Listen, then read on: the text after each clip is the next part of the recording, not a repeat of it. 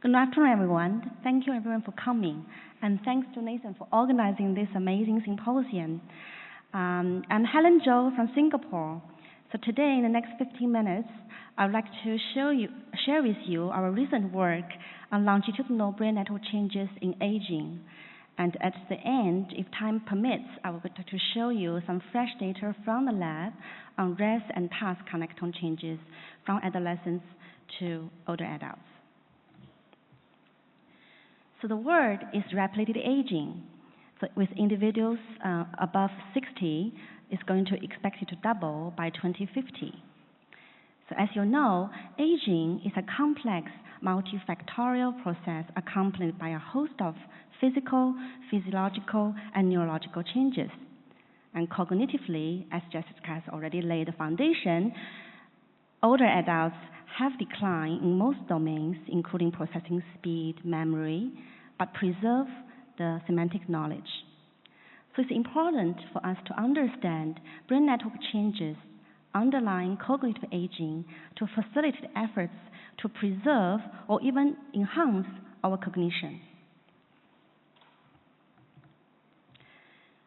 This audience probably needs no introduction on functional connectivity. So I just want to highlight that here, each network has its unique spatial patterns with functional relevance, including both lower sensory motor cortex as well as higher level cognitive networks. Using functional connectivity, my previous work with Bill Seeley at UCSF, we actually use the healthy functional connectome in health to predict the disease vulnerability in dementia. So this work actually revealed exciting insights into the functional network mechanism. And it also motivated us to actually infer reliable connectivity vulnerability or connectivity behavior relationships. In my opinion, in order to achieve this goal, we have to really characterize the longitudinal trajectory of normal human brain connectome. The human brain is very distinct. It has a modular structure. Within each module, there is high within-network functional connectivity, indicating functional specialization. Between modules, they have low between-network functional connectivity, suggesting functional segregation. Previous findings suggest that as one ages, there is a loss of functional segregation indicated by reduced functional connectivity from adolescents all the way to older adults. We also have reduced functional segregation indicated by increased between-network functional connectivity. However, most of the studies are cross-sectional. Fewer studies look at longitudinal changes in brain specialization and segregation. So in the first study, postdocs from my lab, Dr. Eric Ng, are interested in the functional specialization and segregation between three core cognitive networks: the default mode network, executive control network, and the salience network. He found that over 4 years, based on Singapore longitudinal aging study, older adults have lower intra-network specialization or connectivity in the default mode and executive control network. It's declined over time. Each line represents one individual. When we look at inter-network segregation, you can also see that aging is associated with this age-dependent loss of functional segregation between default mode network and executive control network. And interestingly, when you divide them into APOE4 carriers and non-carriers, as you know, APOE4 is a genetic risk factor for Alzheimer's disease. You can see the red lines indicating APOE4 carriers have this accelerated aging pattern. They have faster decline of functional segregation between default mode network and executive control network. Importantly, the greater loss of functional segregation on the x-axis are related to faster decline in processing speed on the y-axis across all participants. So the first study only looking at the 3 cognitive networks. Given the multidimensional nature of cognitive aging as well as the complexity of brain networks, we took one step further to look at the whole brain functional network organization. So the PhD student, Zhou, sitting here as well, she is interested in this particular question: how does normal aging influence longitudinal changes in brain modular functional organization? We are comparing the functional organization of a group of healthy elderly and healthy young adults cross-sectionally, as well as deriving the longitudinal changes over time. Based on a prior brain postulation by Thomas Zhou, we construct a group-level modular structure, and then we calculate the individual graph theoretical measures, measuring the segregation and distinctiveness of the brain networks.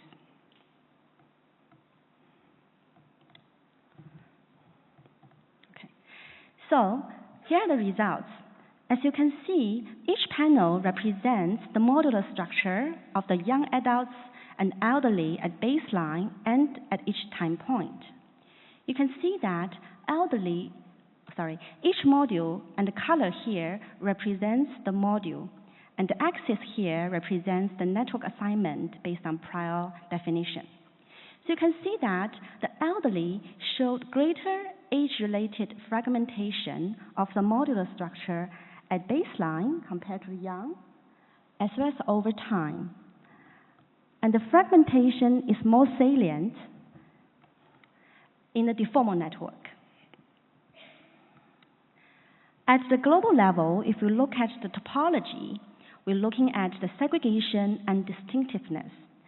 What we found is that elderly showed both cross-sectional and longitudinal decline in the global measures of network segregation, lower local efficiency, as well as loss of distinctiveness, which is increased participation coefficient. If we look at each network, after multiple comparison correction, what we found is that this aging-related loss of network distinctiveness over time is particularly true in the higher-order cognitive networks, including salience, executive control, and deformal network. So in the first 2 studies I have shown you are based on static functional connectivity. So accumulating evidence actually suggests that there is time-varying recurring functional cognitive patterns. And using sliding window or other approaches, people have found that these dynamic functional connectivity states have been related to different levels of consciousness or individual differences in behavior. Our previous work in collaboration with Michael Chi also demonstrates that, this is Chenhao Wang's work, so he demonstrates that there are 2 specific dynamic connectivity states at both rest and task when you are sleep-deprived, and they are related to high arousal and low arousal. Importantly, the features of these 2 states actually predict the inter-individual differences in the lapses, as well as track the intra-individual temporal fluctuations of their response time. However, few studies actually examine the aging-related DFC changes. So this is the data fresh from the lab, again by Joanna Chung. She compared the dynamic functional connectivity properties between young and older adults cross-sectionally. We found that using 2 independent data sets, we consistently found the group differences in 2 specific DFC states as shown here.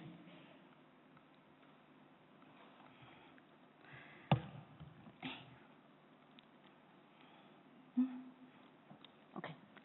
Specifically, in state 3, you can see elderly spend less time compared to young adults, which is represented by strong inter-network connectivity and lower intra-network connectivity and lower inter-network connectivity, as well as the highest network segregation and distinctiveness.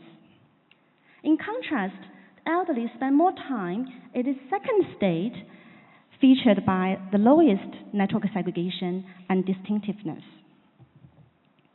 So given this, we'll actually next test if we can find similar findings if we derive dynamic functional connectivity states based on the graph theoretical measures of each window rather than the functional connectivity matrices. In other words, we actually apply k-means clustering on partition coefficient of each window rather than the FC matrices. And when we apply this approach on two data sets, as expected, you can see both data sets we found these specific DFC states characterized by a higher persistent coefficient across all networks, indicated by bar charts here. And elderly, they spend more time consistently across the two data sets compared to young adults in this particular states. It's important to note that this is consistent across different K, and motion has already been taken into account. So our finding actually suggests that elderly, during the dynamic functional connectivity approach, they actually spend more time in this particular state with lower network distinctiveness. So within the next 4 minutes, I would like to actually touch on some fresh data from the lab by Eric Ng on brain functional connectome at rest and task in adolescents, young and older adults. So what we have done is we asked all participants to perform resting state and a spatial working memory task. And we derived the whole brain functional connectivity matrices and applied the partial least square on these matrices. So this particular pattern here demonstrates to you two important latent variables derived from resting connectome. So you can see here the first latent variable on the left. You can see there is indicating a widespread inter-network lower connectivity, suggesting higher segregation. We can actually, on the right-hand side, you can see the brain scores of adolescents, young and old. This tells us that there is a decreased segregation between the default and task-positive networks with age. If you focus on the second latent variable in the middle, this basically tells us there is widespread functional connectivity between task-positive networks. And young adults have the highest integration within the task-positive networks compared to the other two groups. So if you look at the spatial working memory task, so we designed these tasks with two different cognitive demands. The participants have to remember the spatial location of the dots for 14 seconds, and during which they will be distracted when during the passive viewing of the face, or interfered when they are required to judge if the face is the target face. So all groups have comparable accuracy. However, older adults have the slowest response time. If you look at the functional connectivity pattern from the task condition, if you focus on the bottom row here, again, we apply the partial least square on this functional connectivity matrices. You can see the first latent variable. You can see that it not only have the widespread inter-network functional connectivity indicating high network segregation, but also intra-network, indicated by a red color here, the intra-network functional specialization. And you look at the brain score here on the right-hand side, you can see that older adults actually have lower segregation and specialization during the task compared to the other two groups, while the adolescents and the young adults do not differ. The second latent variable from the task condition are very similar to the resting. It also suggests that young adults continue to have the highest integration within task-positive networks compared to the other two groups.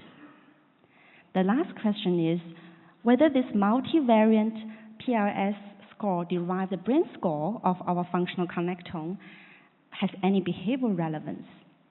So we relate this brain score with the response time of the task performance. And we found these age-dependent associations between the response time and functional connectome brain scores in the most difficult task during the interference. Specifically, if you look at the green plot in young adults, x-axis is the brain scores of latent variable number 1, indicating higher score of higher network segregation and specialization. So people with high score, they have shorter response time, as expected. If you look at adolescents in the red, you see the opposite pattern. So shorter response time is actually associated with smaller values in the brain score of this latent variable. So this is probably because the adolescent's brain is still in the process of brain maturation. It possesses a less optimal brain functional architecture, for example, less integration between the task-positive networks. So in order to respond faster in the most difficult task, adolescents try to overcome their network inefficiency to try to integrate between the network that therefore results in increased inter-network coupling and therefore smaller scores in latent variables. So with that, taken together, I hope I can demonstrate to you aging is associated with longitudinal loss of network segregation and distinctiveness over time, especially in higher level cognitive networks. And we have also shown you this can be partly explained by elderly spend more time in the states with lower network segregation. And we also have shown you some converging data showing that there's an age-dependent brain network connectome at rest and task from adolescents to older adults with differential associations with the task performance. So with that, I'd like to thank the founding agency and collaborators, PhD student and postdoc contribute to the studies, and I'd like to do some advertisement of Joanna Chong's poster on Wednesday, as well as Rita Chen's poster today and tomorrow. Thank you for your attention.